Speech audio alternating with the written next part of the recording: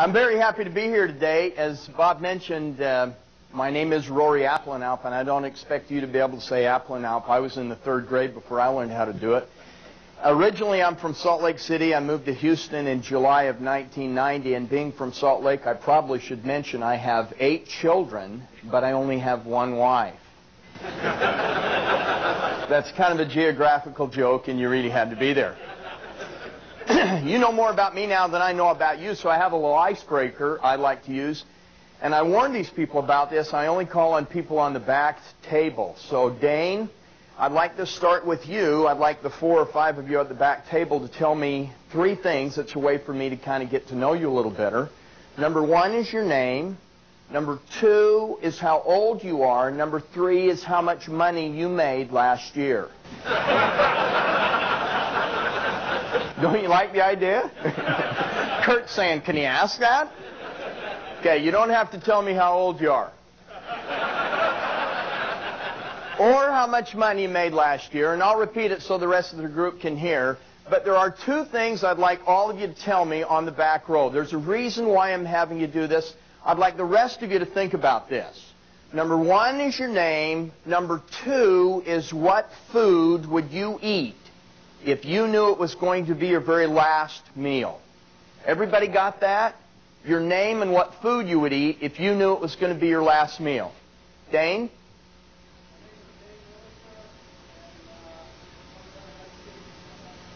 Nice steak. Welcome, Dane. Glad you're here. Earl?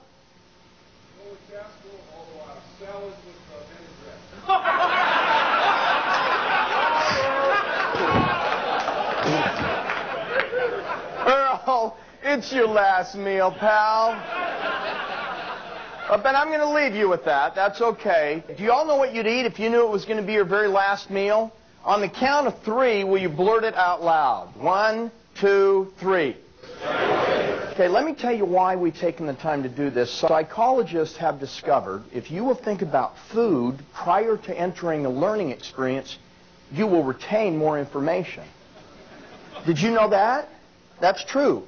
They also discovered, how many of you thought about seafood or a variety of seafood as your last meal? They say you have a tendency to be more left-brained, more analytical, more logical. How many of you thought about beef or a variety of beef as your last meal? They say you have a tendency to be more right-brained, more emotional, more intuitive. How many of you did not think of one of those 2 groupings? Uh-oh. The term they used to describe you was no brain. But don't worry about it because I brought pictures. And let me just tell you, we're going to have a good time in the time I have with you and learn something of tremendous value in the process. I learned a long time ago if I could come into any kind of training, and it was not only informational, but it was also enjoyable and entertaining, I got more out of that session. I have been into sessions before that had very good content, but because they were presented in a dry and or a boring fashion, when I left that session, I wasn't enthused or inspired to plug in what I had learned. So when I got into the training field, I decided that every session I did would be not only informational, but also enjoyable and entertaining. We're going to have a good time today. I hope you're not put off by that. I don't think I'm unusual in that regard. I think if you enjoy this session, it'll actually enhance the chance of plugging in the things you learn. You're going to find out I'm a very light-hearted guy, but I'm very serious about the intention I have for the hour and a half that I have with you. So let me just tell you the target that I'd like to shoot for. I would like for this to be the most powerful hour and a half of instruction that you've ever received. Fair enough? On a scale of 1 to 10, I'd like this session to be a 10. Anybody come here for a 6? Anybody for religious reasons that can't give this a 10? Okay, you know what the target is I'm going to shoot for? And just so there's no misunderstanding, I want to point out what a misunderstanding is with the use of a little story. First of all, let me just tell you that I'm very happy to be here. And I mean that with all my heart. The session that you alluded to, Bob, that I did a little less than a year ago, Bob's, where are you? Over here. I made a connection. That's what this session's going to be about making connections and how they make a difference. I made a connection with a guy by the name of Bill Schneider. And I mean to tell you, he turned in almost instantly to one of my favorite people in that group.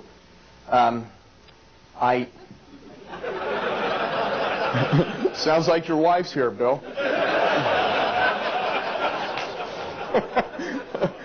But anyway, I thought, we made this connection. We were having such a great time. We were talking about golf and everything else. And when I got back to my house, I got this email.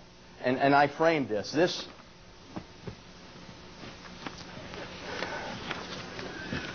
Rory, I just wanted to let you know that I didn't like you when I first met you.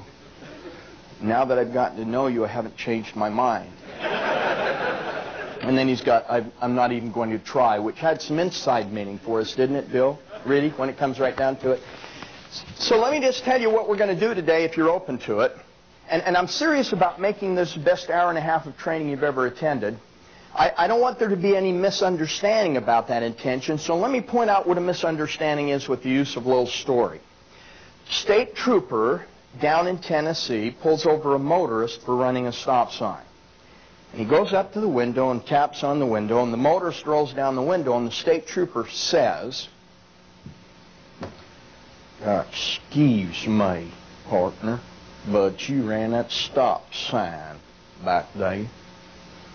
That's kind of how they talk down in Tennessee. And the motorist said, "Well, I slowed down." And the state trooper says, "The sign said stop. The sign didn't say slow down." And the motorist said, "Slow down, stop. What's the difference?" And the state trooper says, "I'll show you."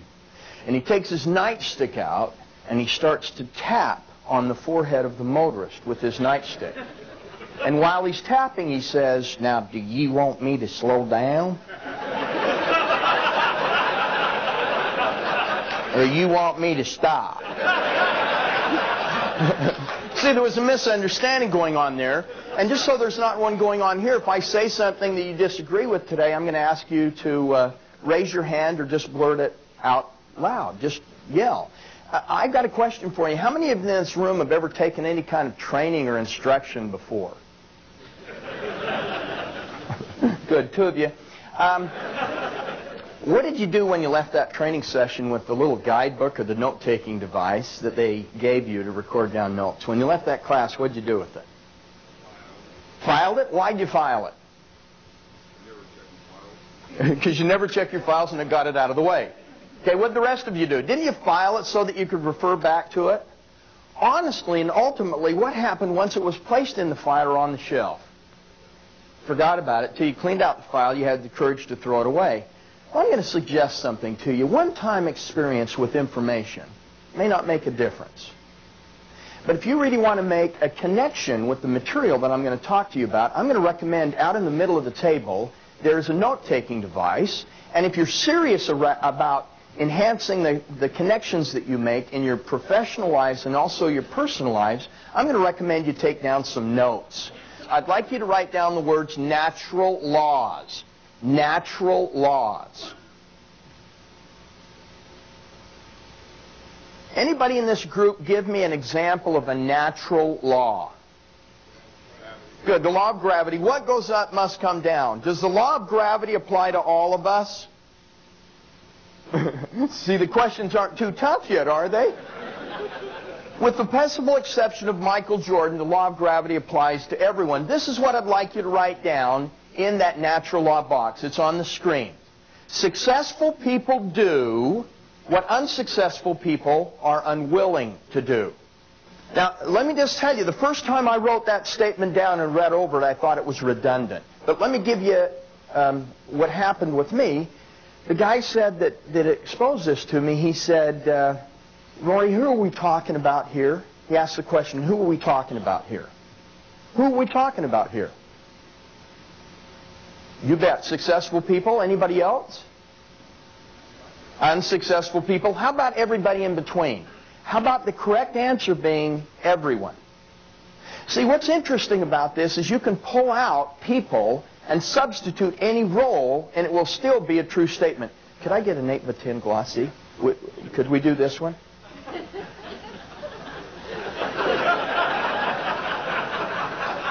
Thanks. See me after. Okay.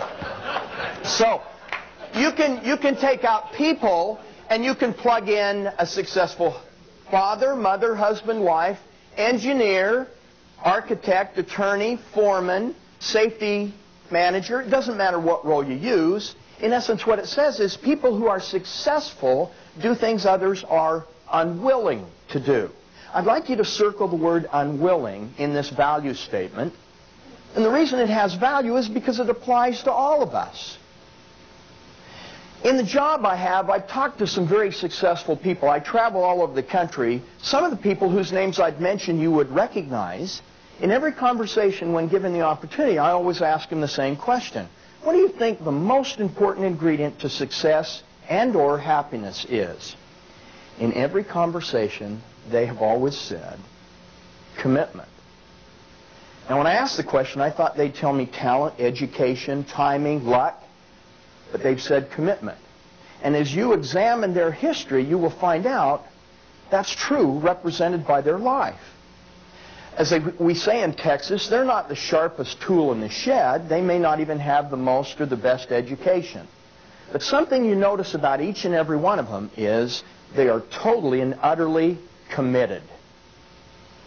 The reason I think that's important is because every one of us can raise that bar in our own lives, our commitment level, in every avenue of our life. I want to share another principle with you. I was watching a video not too long ago with my children called City of Angels. Did any of you ever see that movie? Starred Nicolas Cage and Meg Ryan. I loved the movie. I hated the ending. But it was based on this premise.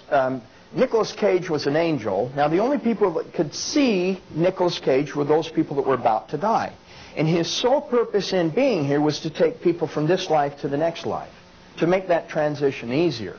Well, those of you that saw the movie will remember that Meg Ryan played the part of a surgeon who's operating on a man who's going to die. She doesn't know that yet, but this man is actually standing in the operating room right next to Nicolas Cage. Do you remember that scene? During the course of the operation, Meg Ryan senses someone else's presence that isn't one of the nurses or technicians assisting in the operation, and she glances up and she sees Nicolas Cage. He wants to know why she can see him. She wants to know what he's doing in her operating room. Well, as the movie continues, they meet and they strike up a friendship. And before Nicolas Cage tells Meg Ryan who he is, an angel, they have a conversation that goes something like this. Nicolas Cage, the angel, asks Meg Ryan the question, do you believe there's a life after this one? Meg Ryan says, no, I don't. I believe you're born, you live, you die. When you die, it's all over. I've been all through medical school. There's no positive, definitive proof that once the heart stops beating, existence goes on for that individual. I do not believe there's a life after this one. And then Meg Ryan says to Nicolas Cage, do you believe there's a life after this one? And Nicolas Cage goes, well, I do, but I'm going on a little more information than you have.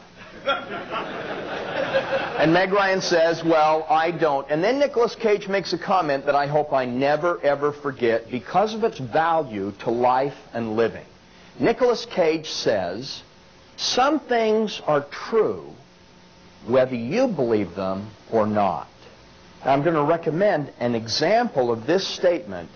It is the one you wrote right above it about successful people.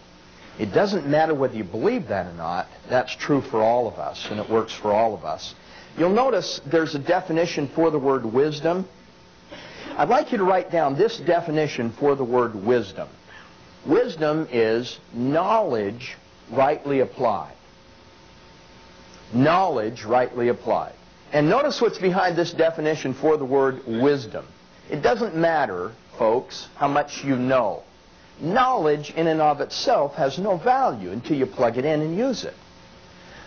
You can know a lot of information and it won't benefit you in any way, shape, or form. An example, I have a 28-year-old son, and I know what you're thinking, oh, Rory, you don't look old enough to have a Maybe you weren't thinking that, but when he was 10 years old, we went fishing up in the mountains of Utah. We were cooking our fish on this Coleman stove, and I told my son, Brandon, son, don't touch the grill. Even when you can't see the flames, it's hot. It will burn you. What do you think Brandon did as I went down to the river to wash the dishes? That's right. He now has wisdom implanted on the tips of those 4 fingers. What's important in life isn't what you know. What's important in life is what you do about what you know. Isn't that true with safety?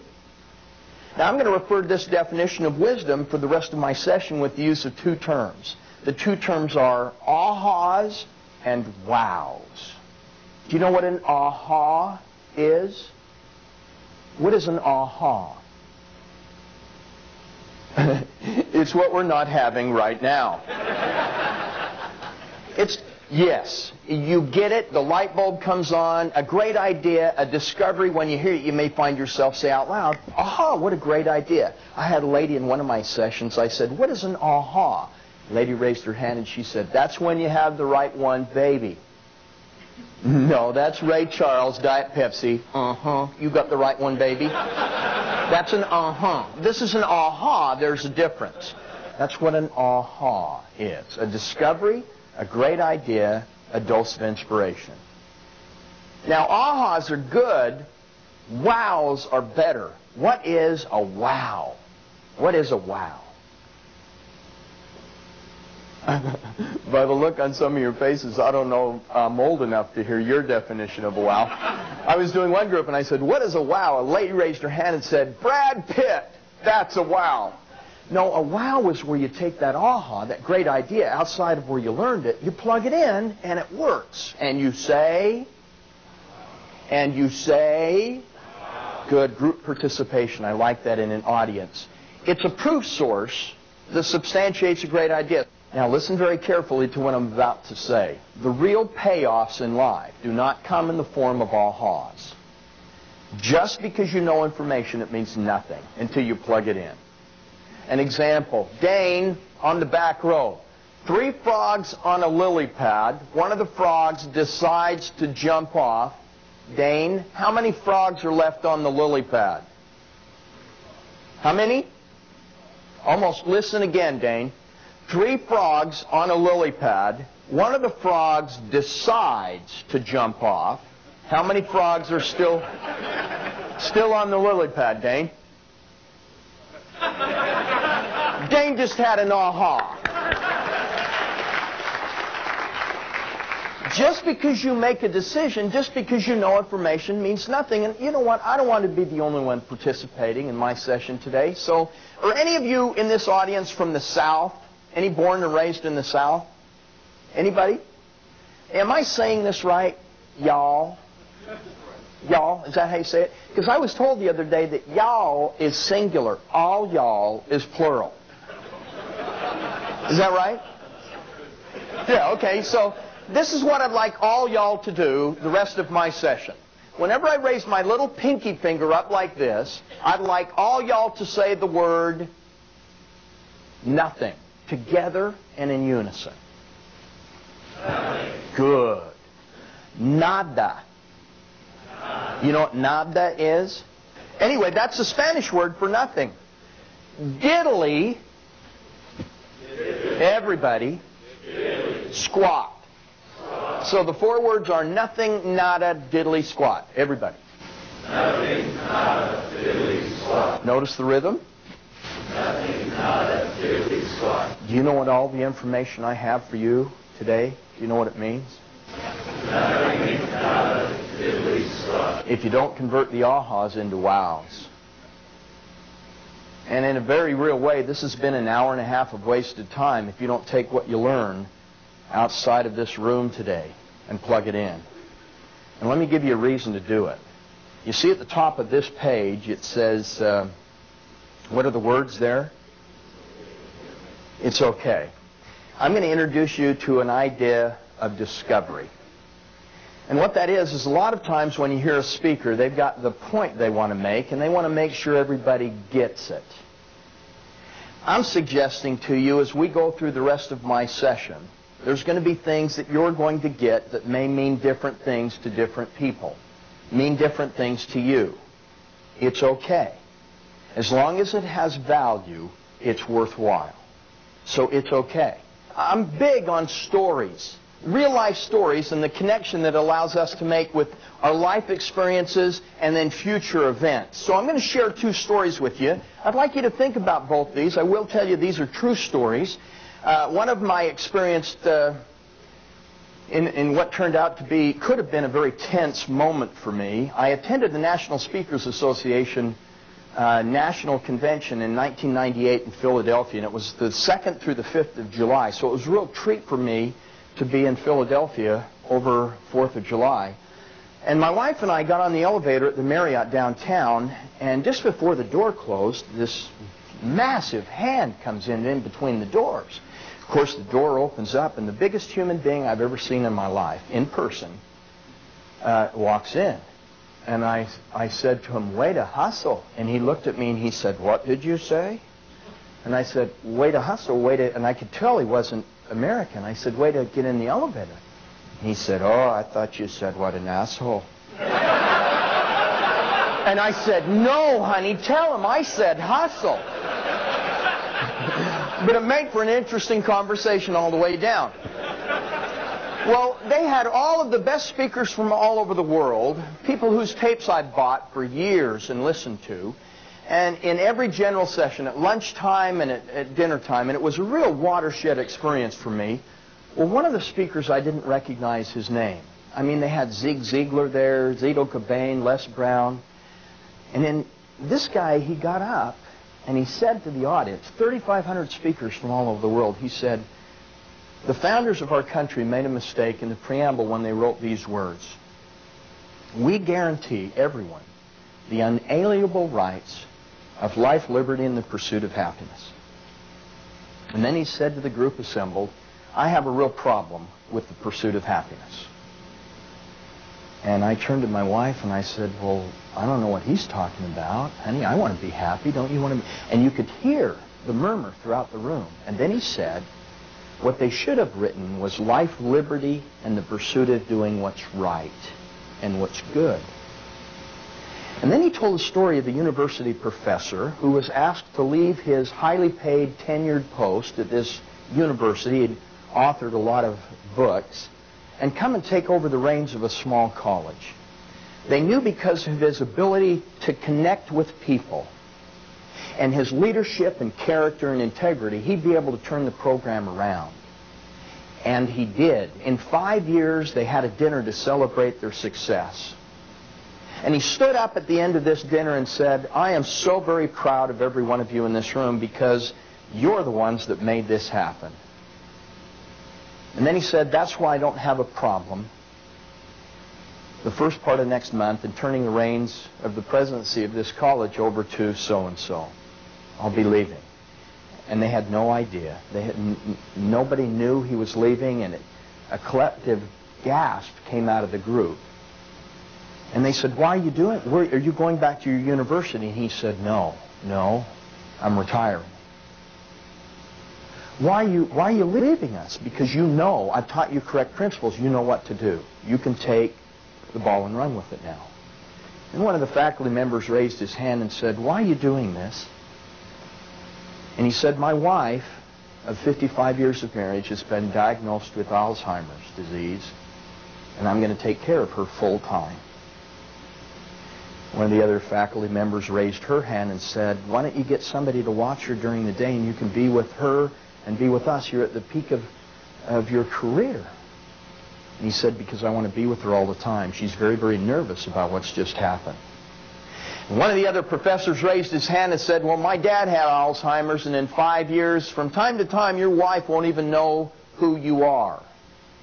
And he said to the group, "But I know who I am, and that's why I'm doing it. And I know who she is, and that's why I'm doing it." And then he said over the next 5 years, she did get progressively worse. Many times he had to change her bed clothing. And he asked the group, "Do you think that made him happy?" And then he answered his own question. "Well, I know this man. This man's a very good friend of mine. He has gone so far past happiness, he knows a joy that few of us ever touch in this life. Because he's doing the right thing at the right time for the right reason. Now, I have a question for you, and I'll go ahead and repeat it because we don't have mics, and this is a fairly large group. What does this story say to you? Anybody care to volunteer what this story says to you, the message of this story? Anybody? Say it again. Humble? Okay, he humbled himself, certainly. That's a pretty important trait, too, I would think. What else? Good. Commitment. Responsibility, that's important. Loyalty. Compassion. Anything else? Love. Anything else? Integrity.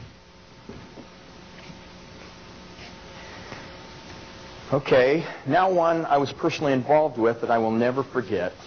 And I'm just naive enough to believe that you're all here with me and I'm here with you today for a reason. And the reason is to make a difference. Things that I share with you and your ability to make a connection, both with me and the people around you, from what I'm about to share with you. Have any of you ever attended a ropes course? A ropes course? Is it Matt? Your name is? Scott. Scott, how was that experience for you? Unbelievable. What they do is they take a team, a company, and they get them together, and they run them through these exercises in what Amy alluded to today, and I think every one of the safety managers mentioned trust. And they run them through these low elevation things, and then they have what they call high elevation things. And they had, Scott, I don't know if they had in yours, but they had what they called a Pamper Pole in my team building exercise. And what this was is a telephone pole that's 25 feet tall. There's a ladder to get up to the first few spikes that you climb up, and there's no platform on the top. It's about that big, and you have to get up on that pole without the use of any handrails once you get to the very top, and stand on that pole, and then jump to a trapeze that's 15 feet away. They have one of your team members holding the harness with the rope, much like in rock climbing a belay. Well, when I attended this class, the first 2 days they do things in the classroom. They describe what they're going to do. And everybody's participating gets to know each other, and they're hoping that there will be a connection there.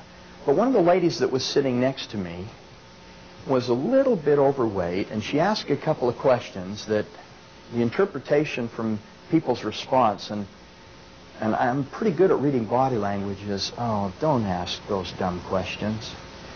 And after the instructor got a little bit impatient with her, not blatantly impatient, you could just tell he made the comment, well, why don't you see me after and we'll talk about that after. And I looked over at this lady, and I could see that his handling of that question had stung her deeply. So I just said, you know what, I'm not sure I could answer any of your questions, but if you have any questions that you want to ask me, I'll see what I can do. I'm also involved in the training field. She looked at me and she kind of smiled and she said, well, thank you, that's very nice. And we made the connection. Well, when they took us out to do the Pamper Pole, half the class wouldn't do it. I mean, they're just terrified. I really wanted to do it, but man, 25 feet in the air. And when they asked who wanted to do it, this lady, we'll call her Susan, raised her hand. And everybody that was standing out by the Pamper Pole kind of rolled their eyes and thinks, oh, give me a break, lady, you're not going to be able to do this. And it's going to be a waste of time. I don't know if it was because I'd made the connection with this lady, but I thought inside of myself, yeah, you go, girl. It took her 20 minutes to get to the top of the pole. And when she first started up the ladder and stopped after 10 minutes, these people that were in the class said, you know, Susan, you really don't have to do this. We're going to be a little pressed for time. And all that did was feed her fire. And I could see it. I could see in her eyes the determination. When she finally got to the top, it starts to rain a little bit. And her leg is shaping. As she stands on the top of this pole, you can see her leg, and she's having a hard time balance. But by this time, everybody in this group had turned. Everybody in this group had made the connection. I got a little emotional watching what was happening. Here were these hard, fast foes in a classroom setting who were now cheering her on. One guy turned to me and said, "I'd have never believed this could have happened if I hadn't seen it." And she jumped and grabbed on the trapeze, couldn't hang on because by this time the rain had made the handle very slippery. But you should have seen what happened. I saw one guy that was unbelievably adversarial in the class, weeping. He came over and gave her a hug, and everybody in that group made the connection. What does this story say to you? Because this had powerful significance to me. What does this story say to you? You think connections are important? Well, I'm going to share an idea with you, folks. I'm going to share an idea that most of us leave out of the corporate world, and it's a shame because the people that bring it into the corporate world realize unbelievable advantages in the marketplace. I'd like you to go, I think it's on the previous page where you have this, at the bottom of the page, connections can be made when we understand the right time to bring heart, mind, and body into play. I will tell you that the greatest leaders that have ever lived have a combination of all three. And they know when to maybe soft pedal one and push forward with the other. Let me ask you something, because that's what this stands for, heart, mind, and body. The example of the first story that I gave and the examples you came up with, would you agree with this as being a pretty good visual for life and living? We all have peaks and valleys, highs and lows. Would you agree with that? What if I could show you today through this discussion and through your going through and discovering things as I explain heart, mind, and body, how to create this? Would you be interested? Now, most people do not participate in this. Unfortunately, they've become okay with this. And the sad thing is, before September 11th of 2001, as I travel around, I start to see this more and more in corporations in America. See, what I discovered prior to that date is you did not have to be excellent at your job. All you really had to do was do it good enough to keep it. Really, you didn't have to excel at your job. You didn't have to be innovative or trustworthy or dependable. You just did things that were good enough. Now, the unfortunate thing is, Henry David Thoreau is quoted to have said, "The masses of men and women lead lives of quiet desperation." I'm going to recommend, because people have become satisfied with this. You know, it's kind of interesting. 20 years ago, somebody coined the term comfort zone to replace the word rut, because it sounded better. If somebody says I'm in a rut, you say, well, get out. What can I do to help? But if somebody says I'm in my comfort zone, you say, oh, good, that's your space. That's where you're supposed to be. And many times there are different terms for the same condition. Well, do you know what we call this type of life and living right here? Do you know what we call it? G-R-O-W-T-H. We call it growth. Growth. And most people do not participate in growth, intellectual growth, after they graduate from school. They no longer have to study. They don't have finals to study for or assignments to prepare. They don't have to exercise their brain. Somebody once said, the mind is like a parachute. It operates best when it's open. Well, I'm going to recommend to you, this is the reason that people don't participate in growth. There's a word right in the very center of the word growth. What is that word? It hurts. But let me show you something to look at. with growth. Look at where this valley is compared to this peak. And I'm going to show you, if you're interested, with heart, mind, and body, how to convert the ows in life into wows. Remember what a wow is? It's when you learn something, it makes a difference, and you take it outside and plug it in and you say, wow. And there's something else you need to know about growth. I think this is very, very important. It is the only time growth can take place. It's another owl word. Now, in order for what I'm speaking to you today to have any meaning, you must be able to take something that I'm going to say from this room, and before your head hits the pillow tonight, you've got to make a difference with. You've got to make a connection with somebody, because connections make the difference. I'll give you an example.